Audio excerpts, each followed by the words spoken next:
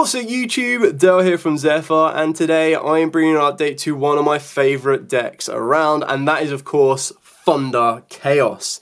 Now the Chaos side of this deck did get a nice little buff thanks to the most recent Forbidden and Limited list by bringing Black Collapse and White Wyvern back to 2. So I thought I'd put this profile together for you, show you a bit of an update. It doesn't involve any Themesmiths. Of course, there are ways you can adapt this deck to make it better, make it more competitive by involving said Themesmith, more Bystials. It is entirely up to you.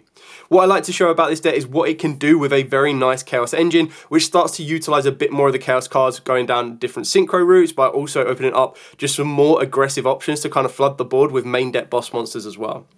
So, with all of that out of the way, please smash that like button, hit that notification bell, and subscribe so you don't miss out on any more upcoming content. Diving headfirst into the profile, we start off with triple of the OG Thunder Dragon. Now the reason you're playing 3 of this is 2 options. Number 1, going second, being able to utilize this card to discard itself to then search out 1 copy, and then discard the other copy to search out the 3rd. When you've got something like a Thunder Dragon Titan on the field, will set you up with 2 disruptions or 2 forms of a pop. Going first, you set yourself up with a bit of hand advantage because you can discard 1 Thunder Dragon to then add the other 2. So you can add up to 2 Thunder Dragon monsters, which is why, and it's not a hard once per turn. During your turn, you can obviously go discard 1, search out another, discard 1, search out another, and that gives you your 2 pops. Obviously, going first, you can discard 1 and search out 2, which sets you up with a +1. Just becomes a free discard fodder for anything else you might want to do, especially if you're maining something like Twin Twisters, or more commonly, something like a Forbidden Droplet. On top of that as well, in the niche scenarios, there are times when you might need to use Thunder Dragon Fusion to put 2 of these back into the deck to hard summon out your Thunder Dragon Colossus, but that's going to be very, very rare. It's just an option that you need to be aware of. And then my favourite Thunder Dragon monster is, of course, triple Thunder Dragon Roar. Now, don't get me wrong, Colossus is pretty amazing, but I love the colours of this card. I love just what it does for the deck, and I think it is really, really kind of cool. So your Thunder Dragon Roar, you get to discard this card to add to your hand one of your Thunder Dragon cards that is banished or in the graveyard except itself. If this card is banished or sent from the field to the graveyard, you get to special summon a Thunder Dragon monster from the deck in defense position, but you return it to the hand during the end phase. You can only use 1 Thunder Dragon Roar effect per turn. Now that is the same for the more modernized Thunder Dragon cards in the form of Dark, Matrix, and of course Hawk, so keep that in mind, you get to use one or the other, but both of these effects are massively helpful. We are then playing 2 Thunder Dragon Dark. Now you can very easily place at 3 if you want to. It's just the preference. I quite like playing it at 2, and I've never really had an issue where I've been screaming out for the 3rd copy. So this has a quick effect to discard it and then add another copy of itself from the deck to the hand. The benefit of it being a quick effect means that when you've got your Thunder Dragon Titan on the field, during your opponent's turn, you can discard this as your quick effect, and then you can trigger off your Thunder Dragon Titan's effect to then destroy a card your opponent controls, which is really important. The effect when it's sent from field to grave or banished, you get to add a Thunder Dragon card from the deck to the hand, and the benefit of that, not only can you search out any of your Thunder Dragon monsters, but you can of course also search out your Thunder Dragon Fusion. The next one that we're playing 2 of is the Thunder Dragon Matrix. Now, I mentioned this in my previous profile, that I'm still not fully set on playing Thunder Dragon Matrix at 2. It is one of them ones where the niche scenario will come up, that if it's sent from the field to the graveyard or banished, you add a 2nd copy of itself. So sometimes you might want to consider that, so that when you're trying to set up a Titan for during your opponent's turn, it means you can sacrifice this during your first turn to search out another copy of itself. Its other beneficial effect is it has a quick effect, quite like your Thunder Dragon Dark. Discard this card, target a Thunder monster you control, and then increases attack by 500. The benefit is, because it's a quick effect that activates from the hand, it triggers your Titan again. So if you end up having access during your opponent's turn to a Matrix and a Dark, that's going to set you up with 2 disruptions off of the back of your, not your Colossus, off of your Titan as well, which is really important. The last Thunder Dragon monster we are playing is the 1 Thunder Dragon Hawk. Now this one, again, looks absolutely amazing, but it's just basically like a giant thunder chicken. So this one, it reminds me of the Chocobos in Final Fantasy. I know, I digress a little bit, but you can kind of get the idea. Anyway, discard this card, special on one of your Thunder Dragon monsters that is banished or in the graveyard except itself. Or if it's sent from the field to the graveyard, you get to shuffle cards back from your hand into the deck and then draw the same number of cards. So sometimes it can be a bit of a refresh. You're going to want to use that effect rarely, but the idea is it's still there, so be aware of it. The more common effect is going to be discarding it to bring back one of your Thunder monsters, because straight away that sets you up the ability to tribute off that Thunder monster you bring back and work your way into a Colossus. The last Thunder Dragon-esque card that we are playing, of course, is the Thunder Dragon Fusion. Very easily searchable. You can recycle it with your Thunder Dragon Roar. You only really need to be playing 1 of it. Sometimes you can play 2 of it if you are feeling it, but honestly, this is all you need. So you fusion summon a Thunder fusion monster from your extra deck by shuffling the fusion materials listed on it into the deck from the banished cards. And the benefit of something like that is your Thunder Dragon Colossus needs a Thunder Dragon and then a Thunder monster. So keep that in mind, it's very, very important that you need specifically Thunder Dragon at least to make it. And then your Titan requires 3 Thunder Dragon monsters. So it's probably going to be more commonly that you're going to be making Titan off the back of this, but keep that in mind. The other beneficial effect is during the main phase, except the turn this card was sent to the graveyard, you banish it from the graveyard to add a Thunder monster from the deck to the hand. Then for your ideal normal summons of the deck, we do go with Batteryman Solar, which in this particular version is a little bit more prominent than the Aloof Lupine, but will fall foul to more hand trap interactions. I'll explain that as we go through it. But the idea is that on normal or special, Batteryman Solar will send a Thunder monster from the deck to the grave, setting up your Chaos fodder that you might need. If a Thunder monster is special summoned while this card is on the field, you get to spawn a Thunder token, which can be quite useful if you want to be going down into something like a Summoner, or if you want to be able to get another Thunder monster or work your way into a Link Summon play should you need it. The reason that this is a little bit more susceptible to hand traps is, again, on normal or special, if it gets impermed, ashed, or veilered, it doesn't do anything. Whereas with Aloof Lupine, because it banishes as cost, it then doesn't really get stopped by an Imperm, Ash, or Veiler. It just means that the secondary card that you're trying to work through, which obviously Ash isn't going to affect, more so Imperm and Veiler, it won't banish.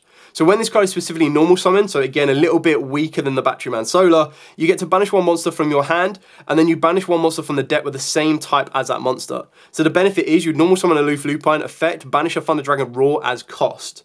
Then if it resolves, the idea is that you'll then be banishing a Thunder Dragon Dark. Dark will search you out a Thunder Dragon card, which can be Thunder Dragon Fusion, and then Raw will then allow you to special summon 1 from the deck, which of course can either be Dark, a Hawk, or anything you need to.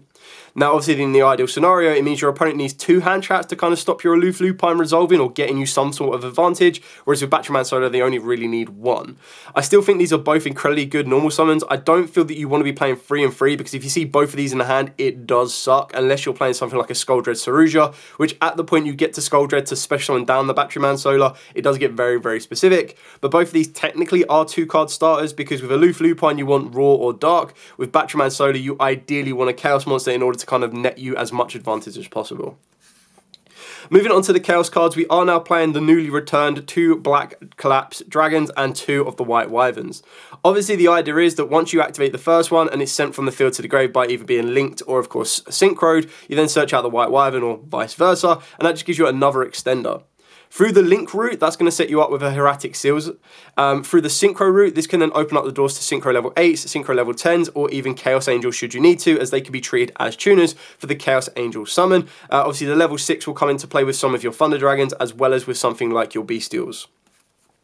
For the other Chaos monsters, as are our stronger boss monsters, we've got the 1 Chaos Creator, the 1 Levianeer, and then the 1 Chaos Emperor, the Dragon of Armageddon. Then we are playing a very small Nemesis package of the 1 Flag and the 1 Corridor. The reason for this one is that you can search off the flag off of something like a Infernal Flame Banshee. You special summon down Flag by recycling some of your banished cards, or one of them to be specific, which will then search you out Corridor. Corridor is a Thunder monster effect that activates in the hand, so you get to summon down the Corridor, putting one of your banished cards back to the deck, and then you contribute this straight off and go into a Colossus. So you're being able to net more advantage. It is a level 4 should you want to make some rank 4 plays and you hard open this card, so it does give you a lot of different options. And then when we get into the side deck, that's when a card like Eschatos or of course Protoss can come into play, because then rather than searching out Corridor, if you want to be going first or second, you go for an Eschatos once you know exactly what your opponent's playing. And then you can use the Eschatos effect to pretty much lock your opponent out of a particular type, or if you want to play Protoss, you lock them out of a particular attribute. The final Monster S card that I'm playing is 2 E-Telly into a Metal Tuner before we start working into our Bystials. Now, the reason I say that this is technically a Monster-esque is that this will lead you to your Metal Tuner. You can play 2 Metal Tuners and 1 E-Telly. It really is up to you on where you want to play it. I just really like what this card can offer, the Chaos version of the deck, because it's light, it lets you recycle or banish some of your cards, which will then in turn trigger their effects. It can adapt its level to make you even more consistent synchro plays, and I just really, really like it as an option. If you're not a fan of it, by all means take it out straight away. Something like a Forbidden Droplet can come into its place. It does give you a bit of room for being flexible. It really is up to you. And then for the Bystial cards, we are playing the 1 Lubellion, 1 Druid Swarm, and 1 Magnamut. Now, of course, you can play more of these, you can play less of these. It really is up to you. The reason that I quite like it is that your Lubellion technically acts as a Chaos card because it is searchable off of the back of your Chaos space. And then, of course, you've got access to your Magnamut and Druid Swarm, which not only will these be able to trigger your Thunder Dragon cards when you banish them, but they also then search you out a Druid Swarm or they search you out a Lubellion for a follow-up. And Lubellion can work you into a Branded Regained, which if we're going into the current format post-Alliance Insight, Malice is going to be a very, very popular deck, and being able to put back some of their cards that are being banished with Regained and then net you a draw can be massively invaluable. And I feel that Bystials will be one of them decks that you want to be looking out for, because whether it's being used as a very small engine or whether it's being used as a 50-50 deck hybrid, it can put in a lot of work. Whether you're facing it or going against it, you need to be fully aware of it. Then we do play a couple of 2-off spells. We do play 2 Allure Darkness. Again, you need to be a little bit careful with Drow and Lockbird running around, so stuff like your Thunder Dragons and Allures will run into it. So you do need to be quite cautious of it and know that they're existing and respect it a little bit. But you can cut the Allures out, you can bump them up to 3, it really is up to you. For the 1-offs, I like playing the 1 Chaos space, obviously search out any of my big Chaos monsters or even my Black Collapse or White Wyvern. One reasoning, because I'm playing so many different levels in this particular deck, we're playing everything from like 1s all the way up to like 8s. Even though some of your 8s can't be normal summoned or set because they are, of course, Chaos monsters, the other is you're putting more fodder into the graveyard. The only ones you don't really want to be hitting off of this is your Corridor and your Flag, but then everything else you hit off of this is always going to be netting you some sort of advantage. Gold Sark alongside Foolish Burial, obviously send a card for Chaos Fodder or Banish Fodder and then just banish a Thunder Dragon.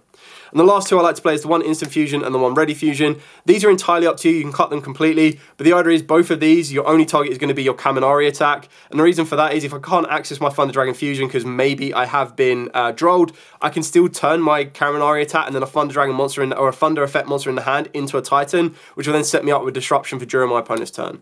So that's purely what these are in here for, but again, sub them out, change them as you see fit, and then make it work for you. So now what I'm going to do is I'm going to show you the extra deck, and then I will also show you a demo side deck as well, so you have an idea of what cards to be looking for. So for the extra deck, our fusion monsters are of course going to be 2 Colossus and 1 Titan. You can play 2 Titan if you want to, you can lean into the Thunder Dragons a little bit more. There is a bit of flex space in the extra deck, so it really does come down to your preference. Then of course we've got the 1 Kaminari attack, as I've already mentioned, this is off the back of Instant Fusion and Ready Fusion. For the Synchros, I still like playing the 1 Chaos Archfiend, of course Chaos Angel, and the Bystial Dispatter. Again, adapt these as you see fit. You don't need to lean into this as much, which is why Metal Tuner isn't a core piece that I need for every of my plays to get going, but it's just a really, really kind of cool option that just opens up some different avenues for you. For the XYZs, I'm playing the 1 Typhon just because it is such a good board breaking card, but honestly, as we start to move out of a Ryziel format, there will be the odd rogue one still running around. But post-Alliance Insight, maybe this doesn't become as relevant. It really is up to you on your preference and the environment you're taking it to. Then obviously the 1 Infernal Flame Banshee. It can be a little bit specific on how you're going to make this, but straight away with a Black Collapse or a White Wyvern or even both, or one of your normal summon being your Batteryman Solar or your Loof Lupine can make your Banshee, and the only reason you're going to be doing something like that is because you're specifically going for your Thunder Dragon your Corridor, or you're going to be specifically going for an Eschatos or a Protoss, so it's just an option to have. For the Link monsters, we are playing the 1 Striker Dragon, the 1 Hieratic Seals, the 1 SP Little Knight, and then we're playing 2 Charmers in the form of the Liner and the Dark. The idea is that you're going to work these into this, and your SP is your technical Link boss monster, because going into either of these will then work its way into SP.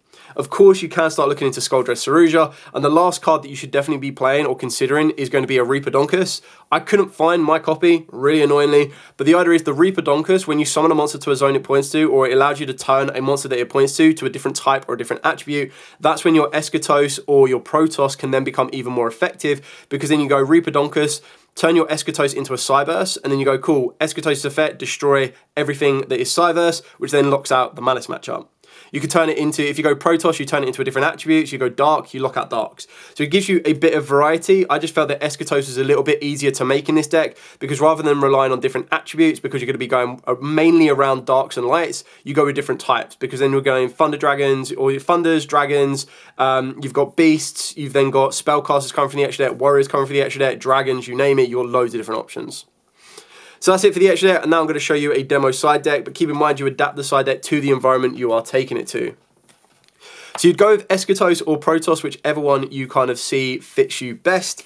And then for the other monsters, I've decided to go with Artifact Lancia. I just feel that Malice is going to be absolutely everywhere post-Alliance Insights. You do need to be very, very prepared for it. And it is a card that can hurt you. So because it is a card that hurts you, I like to retaliate, and shout out to Shane on this one because he made a very valid point. He said that if you're going to turn skip me, he was on Malice by the way, if you're going to turn skip me with Lancia, I'm going to turn skip you right back by going Triple Tactics Thrust and then searching out direct targets that are going to be effective for you.